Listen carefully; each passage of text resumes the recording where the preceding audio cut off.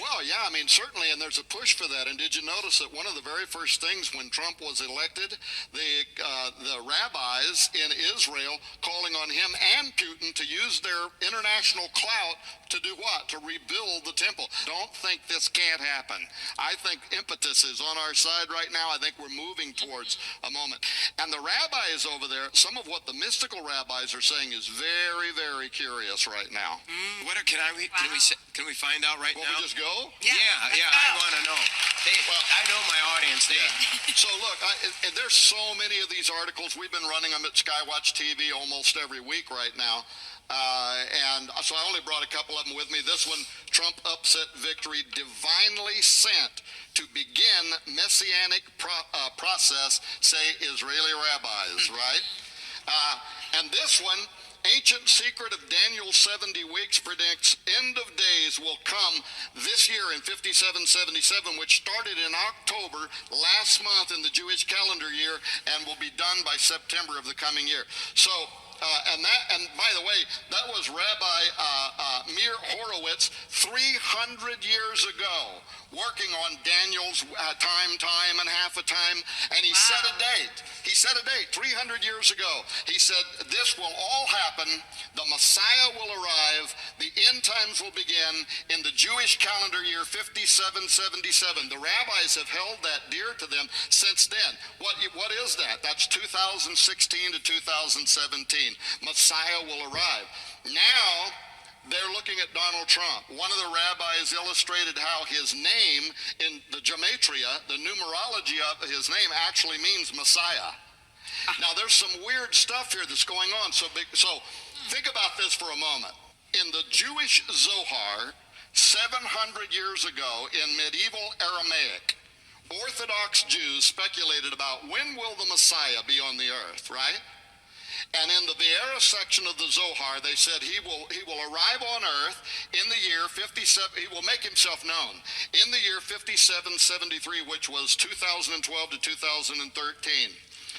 Oddly enough, Trump goes to Israel in 2012, decides not to run for U.S. president, meets with heads of states, comes out of that, you can watch the YouTube on television, and he starts talking to the Jewish people, telling them to vote for Benjamin Netanyahu and the Likud party, which they did, right? Mm-hmm. Wow. But what the Zohar said was, he will be identified. From that day and forward, there have been at least a dozen Jewish rabbis that have said, the Messiah is on earth now. He's been identified. He is soon going to make himself known. Well, some key things have to happen for the messianic figure in the Jewish mindset. For the Messiah to arrive, you can't think of him like we think of Messiah. We think of Messiah after the model of Jesus. He's the Son of God, divine birth, all of that. That's not the way the Jews look at the Messiah. They're looking for a king. They're looking for a political leader. As a matter of fact, Messiah to them means the anointed one, and it goes back to the ancient days when they would anoint a king and recognize him as this is the man that God sent. And what they're looking for is several things. First of all, they're looking for somebody in a political figure who can lead decisive battles in defense of Israel. This is why the only politician on the face of the earth that was standing up and saying, if I'm elected president, I'm going to be the biggest friend that Israel's ever had. We're going to undo the Iran deal, well, blah, blah, blah, right? And being a friend of Benjamin Netanyahu. Secondly, they're looking for, when the Messiah comes, there will be an ingathering of Jews from around the world back into the Holy Land.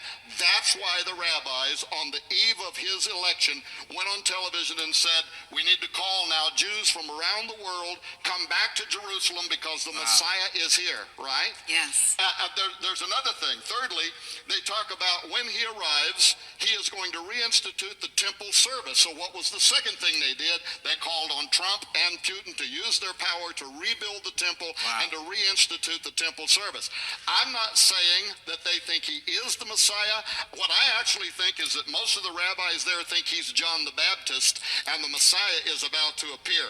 He's the forerunner. He's the guy that's going to start the message in the wilderness, and the Messiah is going to come in on his heels. And so we need the temple service. We need to get back into Israel. The Messiah. Now, why are they saying that?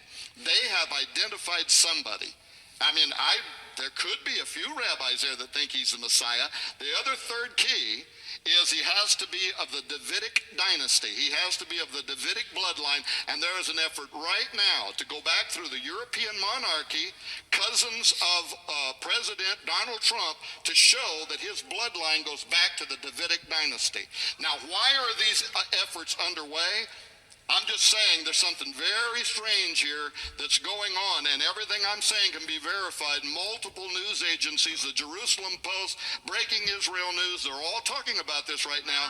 So they too believe that we are in the end times. They too believe that the Messiah is about to appear. We would say the second coming is about to happen, but their Messiah is going to be a false Messiah. He's going to be the Antichrist, right? I also don't believe Donald Trump is the Antichrist. So I think that the smart ones in Israel are looking at him right now. They're saying he is God's, what we would call John the Baptist. He is God's messenger. When he takes over in January, there is a 5777 countdown to the appearance of the Messiah, and something could happen overnight that could lead to the reconstruction of the temple.